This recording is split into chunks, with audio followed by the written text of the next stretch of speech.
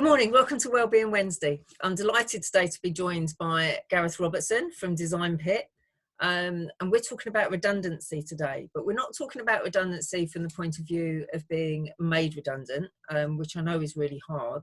But we're talking from the point of view of having your own business and having to make people redundant, which I think is really hard. And we're going to talk to Gareth about that this morning. So Gareth, can you just give us a little bit of background on how you came to be in the position of having to make employees redundant? Sure, yeah. So my business has always been a very, very small business, very small creative agency based up in the Midlands originally. I'm now based in Salisbury, and that's how we met when I moved down here, Sandy. But when I was up in the Midlands, I've been trading for about probably about 6.5, 7 years. And this was just around about the time when Brexit sort of hit and the uncertainty around what's going to happen with EU to UK trade agreements and so on and so forth. Anyway, one of my large accounts at the time was a pharmaceutical company, and they had offices in just north of London, Swansea, Paris, and Dublin. So they were very much a European country, and they would spend like thousands of pounds a month with me, and literally when this was all the Brexit stuff started kicking off like that, they turned the taps off, and that banker work that we'd done and delivered on year just stopped. At the same time, they had a big churn in staff. So I can't remember how many brands they had, but at the time they had, I was dealing with about 12 of the different brand managers. And all of a sudden, they all either moved to different areas or left the company altogether. And what that did to my sales was, just nosedive off the cliff. Yeah. So that's ultimately what brought it round. Okay. So how many redundancies did you have to make? How many people did you lose? In this sort of like period, I had to lose 2 people.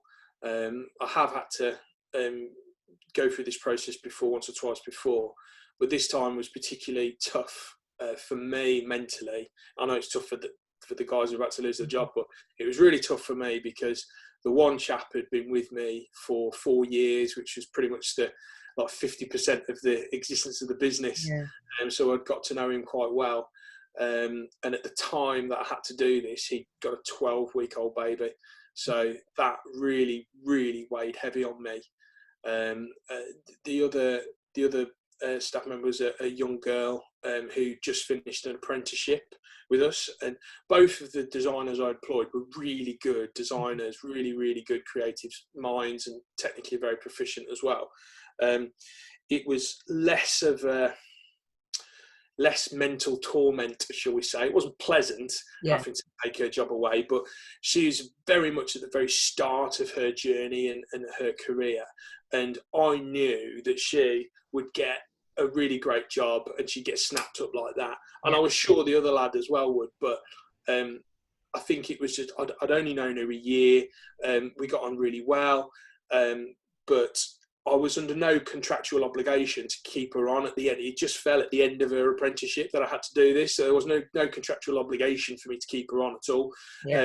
I actually ended up, just before I got rid of them, I actually had given her a new contract with one mind to basically would force me to pay her a bit of redundancy. So when I did exit her, exit the staff from the business, there was a bit of bunts in it, for her to keep her going. Because just morally, I would have felt awful just saying, see ya, and leaving her with nothing. So, should I have done that? It probably put a bit of more financial strain on me, but I just felt really bad, and I felt like I needed to sort of send the role off and send her off with some cash in her pocket. There must be kind of like a feeling of failure for yourself. That you haven't managed to sort of put the business in a position where, through no fault of your own, obviously, put the business in a position of being able to keep them on. So how did you deal with that? Well, I mean, we had some really, really good times. At one point we were turning over, 14, 15 grand a month And, for a small business, that was a nice, manageable, healthy sort of turnover. Our margin was pretty good on that as well. I kept the overhead as low as I can, quite tight on that anyway. I know what's what in terms of what I've got going out each month. And we were riding the crest of a wave for a while, and then, as I say, like, the wheels came off when Brexit hit, and it wasn't my fault, and I know that now, but it does feel like it at the time, because you've got like 3 or 4 mortgages riding on this little business that relies on you to bring work into it, to keep it going, and yeah, you had a conversation with your wife you told me about that sort of kind of helped put things into perspective. Yeah, I mean, I was beating myself up about the lad who was with me, working with me, having a 12-week-old baby. And my wife turned around and said, yeah, but you've got a 2-year-old. And it really hit home, that, because I was thinking, I think a lot of the time, SME sort of operators, business owners, really put everyone first, like, ahead of themselves. And I think I certainly did, and a lot of my pals do as well, who've got businesses. And you really do have to put yourself first, and it can be quite a big psychological leap to do that for a lot of people. But you do. And my little girl's 4 now, and she's the reason I'm still doing this, because if I didn't have her, I don't know whether I'd have carried on. I might have just got rid of the business and just sacked it all off and gone to do something differently, because I was really at my lowest ebb when this was all kicking off. So yeah, it's a big leap to sort of get it into your mind. You need to put yourself first. You really do. So during that time, you had sort of HR assistants to help you sort of cross the T's and dot the I's legally and make sure you complied with everything.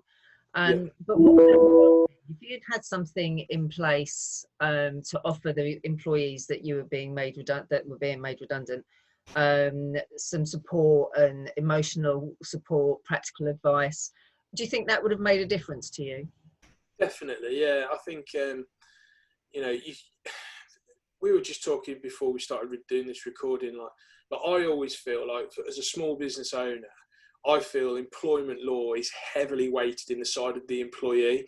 And when we were discussing it, that sort of law and legislation like works at big corporate level. But for the SME operator, employing people, it is often bringing them in to be an extension of your own family, because this is you're not a number when you work for an SME. You really matter. And no matter what that role is, it's important. In a big corporate, there's, you're just a number. So I think the emotional torment for everyone involved when there's redundancies there, it's horrendous. It's, I was really quite poorly during this period. I really, really did struggle, like, mentally. But that's probably a conversation for another day. But, to have some sort of, guidance, like on the emotional side, you can get all you need about the law and the legislation and what you have to do, and boom, boom, boom, black and white, boss, there it is. Absolutely. But there's nothing really to support you from an emotional sort of sense. I'm quite fortunate. I eventually started speaking a lot more to my wife, and that was brilliant. I'm quite fortunate in that respect. But if you've got no family or close friends that you can really open up to, or people that understand what you're going through, it's a hard thing. Yeah, definitely. I've done a couple of podcast interviews about this sort of stuff. There's one called Next Steps for Business. It's on Apple and Spotify, and another one called This Dad Means Business, again Spotify and Apple. And I talk about the sort of mental strains in a lot more detail in those 2 interviews. So it could be worth having a look at those for a bit more depth on that and a bit more context. But yeah, some sort of resource to sort of help guide you as to how to emotionally and mentally deal with this sort of stuff would be really useful.